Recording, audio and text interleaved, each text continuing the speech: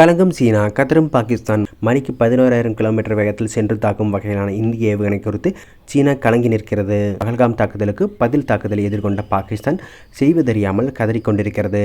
இந்த ஏவுகணை ஹைப்பர்சானிக் ஏவுகணையை ஒளியை விட 5 மடங்கு வேகத்தில் அல்லது மணிக்கு 5,400 கிலோமீட்டர் வேகத்தில் செல்லும் திறன் பெற்றது. பிரதமர் மோடி நாட்டு வளர்ச்சிக்கான பல்வேறு திட்டங்களில் ஒரு பகுதியான ஆத்ம நிர்பார் பாரத் எனப்படும் சுயசார்பு இந்தியா திட்டத்திற்கு அதிக முக்கியத்துவம் அளிக்கப்பட்டு வருகிறது.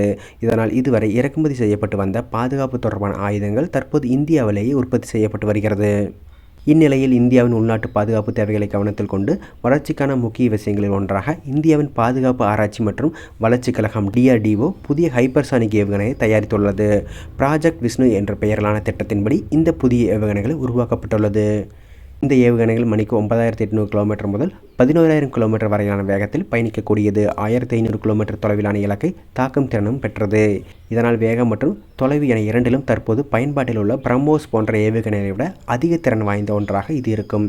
சீனா, பாகிஸ்தான் நாடுகளுக்கு அச்சுறுத்தல் ஏற்படுத்தும் வகையிலான ஏவுகணையை DRDO உற்பத்தி செய்துள்ளது. இதுபோன்று பூமியின் ஆழத்தில் உள்ள எதிரிகளை இலக்குகளை துணிந்து தாக்கும் திறன் கொண்ட அக்னி ஏவுகணை திட்டத்தின் மற்றொரு ஆயுதம் ஒன்றையும் உற்பத்தி செய்யும் பணியை இந்தியா துரிதப்படுத்தியுள்ளது.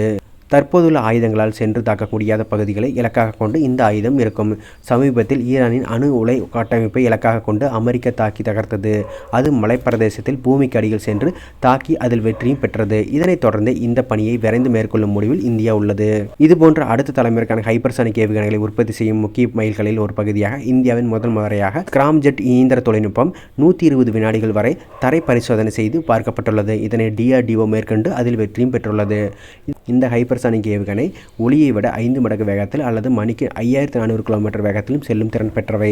இது தவிர வான் பாதுகாப்பு சாதனங்களையும் ஊடுருவி அதில் சிக்கல் இல்லாமல் விரைவாகவும் அதிக பாதுகாப்பில் ஏற்படுத்தக்கூடிய தாக்குதல்களையும் நடத்தும் திறன் பெற்றவையாகும்.